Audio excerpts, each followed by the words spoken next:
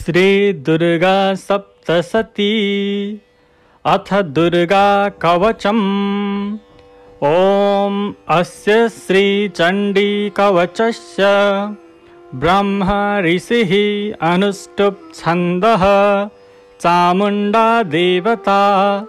अङ्गन्यासोक्तमातरो बीजं दिग्बन्धन देवतास्तत्त्वम् श्री जगदम्बा प्रीत्यर्थे सप्तशती पाठाङ्गत्वेन जपे विनियोगः। ॐ नमश्चण्डिकायै। मार्कण्डेय उवाच। ॐ यद्गुह्यं परमं लोके सर्वरक्षाकरं नृणां यन्न कस्यचिदाख्यातं तन्मे ब्रूहि पितामह। ब्रह्मोवाच। अस्ति गुह्यतमं विप्र सर्वभूतोपकारकं देव्यास्तु कवचं पुण्यं तच्छृणुस्व महामुने। प्रथमं शैलपुत्री च द्वितीयं ब्रह्मचारिणी तृतीयं चन्द्रघण्टेति कूष्माण्डेति चतुर्थकम् पंचमं स्कन्दमातेति षष्ठं कात्यायनीति च सप्तमं कालरात्रीति महागौरीति चाष्टमम् नवमं सिद्धिदात्री च नवदुर्गाः प्रकीर्तिताः उक्तान्येतानि नामानि ब्रह्मणैव महात्मना। अग्निना दह्यमानस्तु शत्रुमध्ये गतो रणे विषमे दुर्गमे चैव भयार्ताः शरणं गताः न तेषां जायते किञ्चिद् अशुभं रणसङ्कटे नापदं तस्य पश्यामि शोकदुःखभयं नहि यैस्तु भक्त्या स्मृता नूनं तेषां सिद्धिः प्रजायते ये त्वां स्मरन्ति देवेशि रक्षसे तान्न संशयः। प्रेतसंस्था तु चामुण्डा वाराही महिषासना ऐन्द्री गजसमारूढा वैष्णवी गरुडासना माहेश्वरी वृषारूढा कौमारी शिखिवाहना लक्ष्मी पद्मासना देवी पद्महस्ता हरिप्रिया श्वेतरूपधरा देवी ईश्वरी वृषवाहना ब्राह्मी हंससमारूढा सर्वाभरणभूषिता इत्येता मातरः सर्वा सर्वयोगसमन्विताः नानाभरणशोभाढ्या नानारत्नोपशोभिताः दृश्यन्ते रथमारूढा देव्यः क्रोधसमाकुलाः शङ्खं चक्रं गदां शक्तिं हलं च मुसलायुधं खेटकं तोमरं चैव परशुं पाशमेव च कुन्तायुधं त्रिशूलं च शाङ्गमायुधमुत्तमम् दैत्यानां देहनाशाय भक्तानामभयाय च धारयन्त्यायुधानित्थं देवानां च हिताय वै नमस्तेऽस्तु महारौद्रे महाघोरपराक्रमे महाबले महोत्साहे महाभयविनाशिनी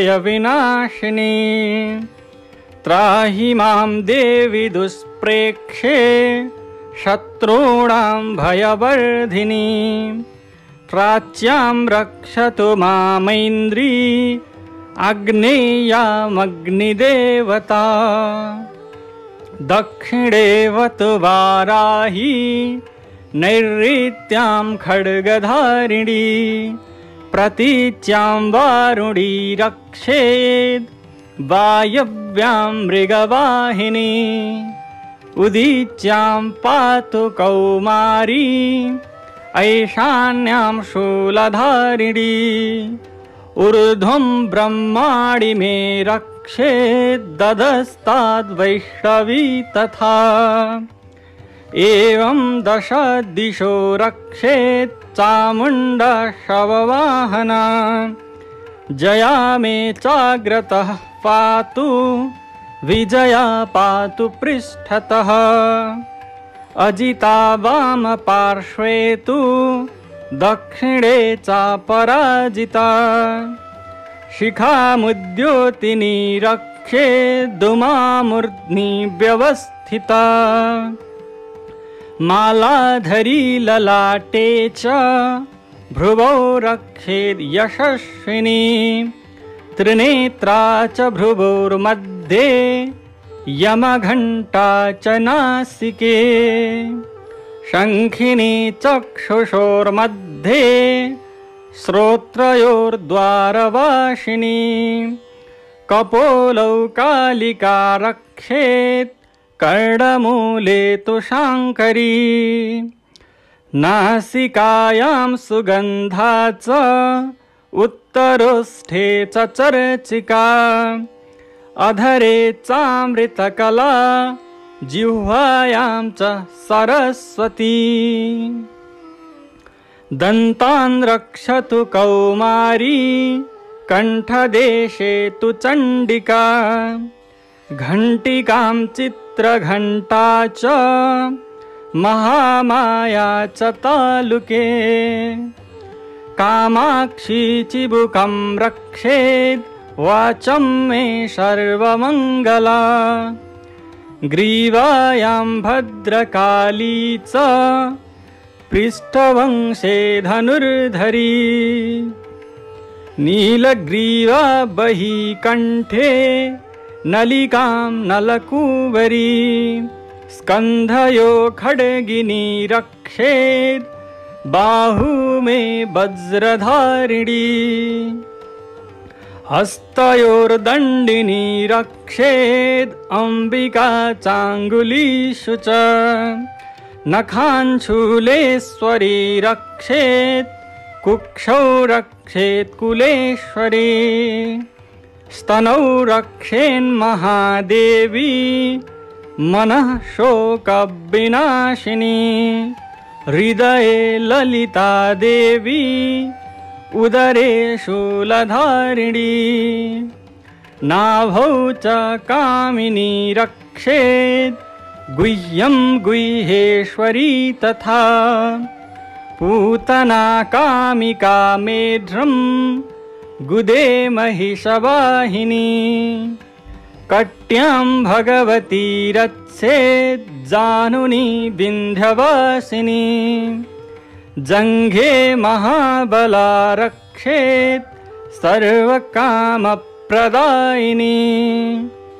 गुल्फयोर्नारसिंही च पादपृष्ठे तु तैजसी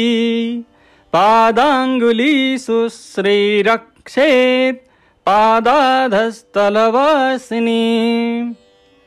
नखान्दंष्ट्राकराली च केशांश्चैवोर्ध्वकेशिनी रोमकूपेषु कौबेरी त्वचं वागीश्वरी तथा रक्तमज्जावसा मांसान्यस्थिमेदांसि पार्वती अन्त्राणि कालरात्रिश्च पित्तं च मुकुटेश्वरी पद्मावती पद्मकोशे कफे चूडामणिस्तथा ज्वालामुखी नखज्वाला मभेद्या सर्वसन्धिषु शुक्रं ब्रह्माणि मे रक्षेत् छायां छत्रेश्वरी तथा अहङ्कारं मनोबुद्धिं रक्षेन्मे धर्मधारिणी प्राणापानौ तथा व्यानम् उदानं च समानकम् वज्रहस्ता च मे रक्षेत् प्राणं कल्याणशोभना रसे रूपे च गन्धे च शब्दे स्पर्शे च योगिनी सत्वं रजस्तमश्चैव रक्षेन्नारायणी सदा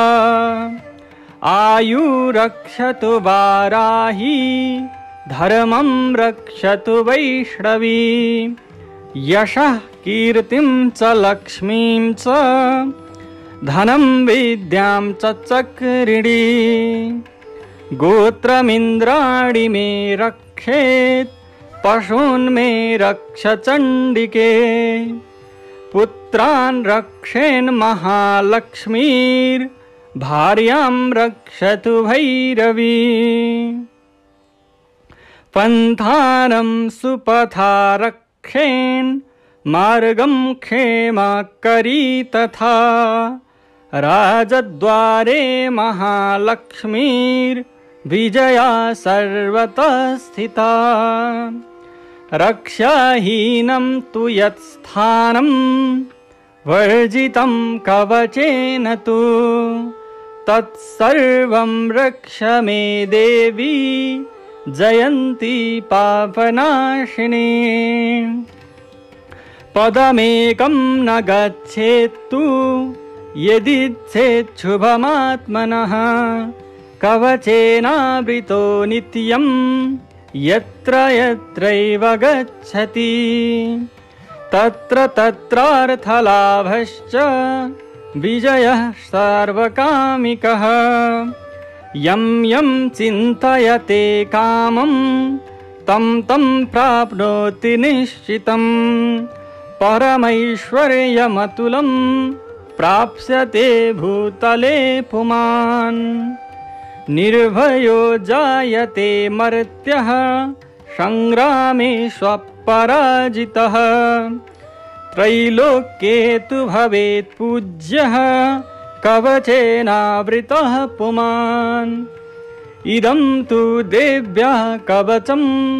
देवानामपि दुर्लभं यः पठेत् प्रयतो नित्यं त्रिसन्ध्यं श्रद्धयान्वितः दैवी कला भवेत् तस्य त्रैलोक्येष्वपराजितः जीवेद्वर्षशतं साग्रम् अपमृत्यो विवर्जितः नश्यन्ति व्याधयः सर्वे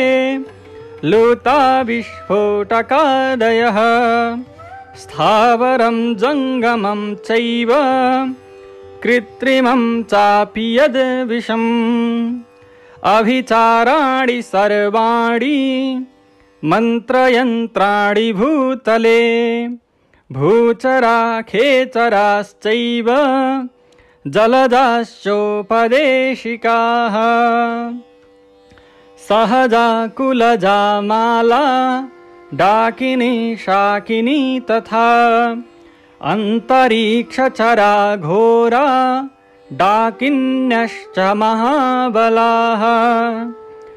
ग्रहभूतपिशाचाश्च यक्षगन्धर्वराक्षसाः ब्रह्मराक्षसबेतालाः कुष्माण्डा भैरवादयः नश्यन्ति दर्शनात् तस्य कवचे हृदि संस्थिते मानोन्नतिर्भवेद्राज्ञस्य तेजो वृद्धिकरं परम् यशसा वर्धते सोऽपि कीर्तिमण्डितभूतले जपेत् सप्तशतीं चण्डीं कृत्वा तु कवचं पुरः यावद् भूमण्डलं धत्ते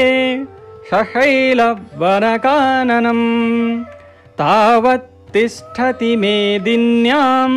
सन्तति पुत्रपौत्रिकी देहान्ते परमं स्थानं यत्सुरैरपि दुर्लभं प्राप्नोति पुरुषो नित्यं महामाया प्रसादतः लभते परमं रूपं शिवेन सह मोदते। ॐ जय जय श्रीदेव्या कवचं सम्पूर्णम् अथार्गलास्तोत्रम्। ॐ अस्य श्री अर्गलास्तोत्रमन्त्रस्य विष्णु ऋषिः अनुष्टुप् छन्दः श्रीमहालक्ष्मीर्देवता श्रीजगदम्बा प्रीतये सप्तशती पाठाङ्गत्वेन जपे विनियोगः। ॐ नमः चण्डिकायै। मार्कण्डेय उवाच ॐ जयन्ती मङ्गला काली भद्रकाली कपालिनी दुर्गा क्षमा शिवा धात्री स्वाहा स्वधा नमोऽस्तुते। जय त्वं देवी चामुण्डे जय भूतार्तिहारिणी जय सर्वगते देवी कालरात्रि नमोऽस्तुते। मधुकैटभविद्रावी विधात्री वरदे नमः। रूपं देहि जयं देहि यशो देहि द्विषो जहि महिषासुरनिर्णाशी भक्तानां सुखदे नमः। रूपं देहि जयं देहि यशो देहि द्विषो जहि रक्तबीजवधे देवी चण्डमुण्डविनाशिनी। रूपं देहि जयं देहि यशो देहि द्विषो जहि शुम्भस्यैव निशुम्भस्य धूम्राक्षस्य च मर्दिनी। रूपं देहि जयं देहि यशो देहि द्विषो जहि वन्दिताङ्घ्रियुगे देवी सर्वसौभाग्यदायिनी। रूपं देहि जयं देहि यशो देहि द्विषो जहि अचिन्त्यरूपचरिते सर्वशत्रुविनाशिनी। रूपं देहि जयं देहि यशो देहि द्विषो जहि न तेभ्यः सर्वदा भक्त्या चण्डिके दुरितापहे। रूपं देहि जयं देहि यशो देहि द्विषो जहि स्तुवद्भ्यो भक्तिपूर्वं त्वां चण्डिके व्याधिनाशिनी। रूपं देहि जयं देहि यशो देहि द्विषो जहि चण्डिके सततं ये त्वाम् अर्चयन्ति भक्तितः। रूपं देहि जयं देहि यशो देहि द्विषो जहि देहि सौभाग्यमारोग्यं देहि मे परमं सुखं। रूपं देहि जयं देहि यशो देहि द्विषो जहि विदेहि द्विषतां नाशं विधेहि बलमुच्चकैः रूपं देहि जयं देहि यशो देहि द्विषो जहि विधेहि देवि कल्याणं विधेहि परमां श्रियं रूपं देहि जयं देहि यशो देहि द्विषो जहि सुरासुरशिरो रत्न निघृष्ट चरणेऽम्बिके रूपं देहि जयं देहि यशो देहि द्विषो जहि विद्यावन्तं यशस्वन्तं लक्ष्मीवन्तं जनं कुरु रूपं देहि जयं देहि यशो देहि द्विषो जहि प्रचण्ड दैत्यदर्पघ्ने चण्डिके प्रणताय मे रूपं देहि जयं देहि यशो देहि द्विषो जहि चतुर्भुजे चतुर्वक्त्र संस्तुते परमेश्वरी रूपं देहि जयं देहि यशो देहि द्विषो जहि कृष्णेन संस्तुते देवी शश्वद्भक्त्या सदाम्बिके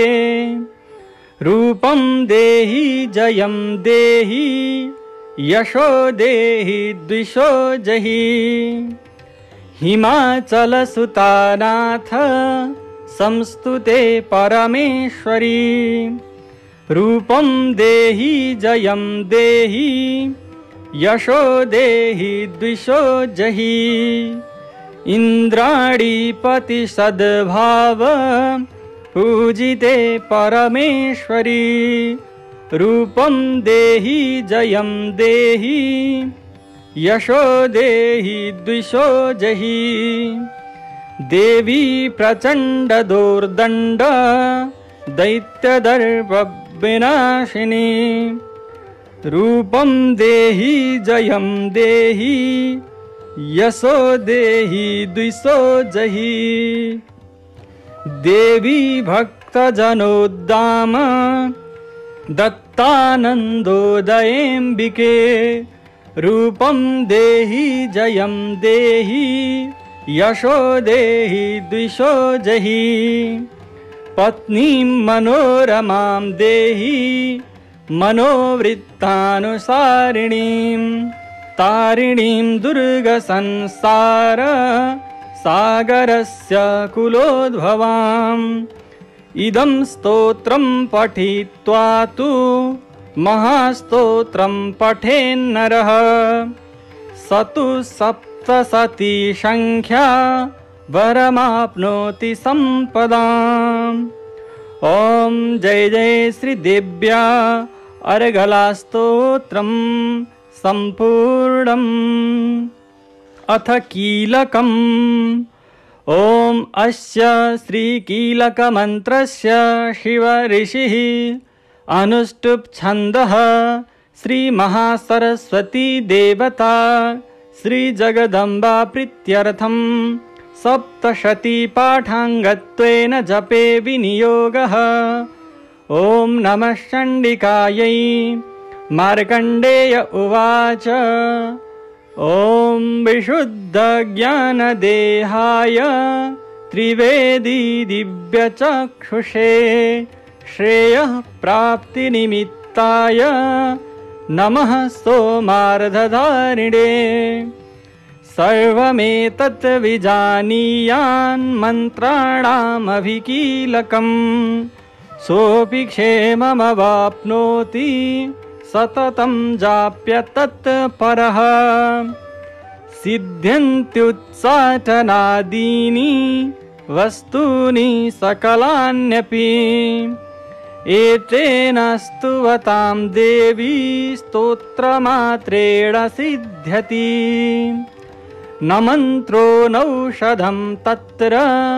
न किञ्चिदपि विद्यते विना जापेन सिद्धेत सर्वमुच्चाटनादिकम् समग्राण्यपि सिद्ध्यन्ति लोकशङ्कामिमां हरः कृत्वा निमन्त्रयामास सर्वमेवमिदं शुभम् स्तोत्रं वै चण्डिकायास्तु तच्च गुप्तं चकारसः समाप्तिर्न च पुण्यस्य तां यथावन्नियन्त्रणाम् सोऽपि क्षेममवाप्नोति सर्वमेव न संशयः कृष्णायां वा चतुर्दश्याम् अष्टम्यां वा समाहितः ददाति प्रतिगृह्णाति नान्यथैषा प्रसीदति इत्थं रूपेण कीलेन महादेवेन कीलितं यो निष्कीलां विधायैनां नित्यं जपति संस्फुटम् ससिद्धः सगणः सोऽपि गन्धर्वो जायते नरः न चैवाप्यटतस्तस्य भयं क्वापीह जायते नापमृत्यो वशं याति मृतो मोक्षमवाप्नुयात् ज्ञात्वा प्रारभ्य कुर्वीत न कुर्वाणो विनश्यति ततो ज्ञात्वैव सम्पन्नम् इदं प्रारभ्यते बुधैः सौभाग्यादि च यत्किञ्चिद् दृश्यते ललनाजने तत्सर्वं तत्प्रसादेन तेन जाप्यमिदं शुभम् शनैस्तु जप्यमानेऽस्मिन् स्तोत्रे सम्पत्तिरुच्चकैः भवत्येव समग्रापि ततः प्रारभ्यमेव तत् ऐश्वर्यं यत् प्रसादेन सौभाग्यारोग्यसम्पदः शत्रुहानिः परो मोक्षः स्तूयते सानकिं जनैः। ॐ जय जय श्री देव्या कीलकस्तोत्रम् सम्पूर्णम्।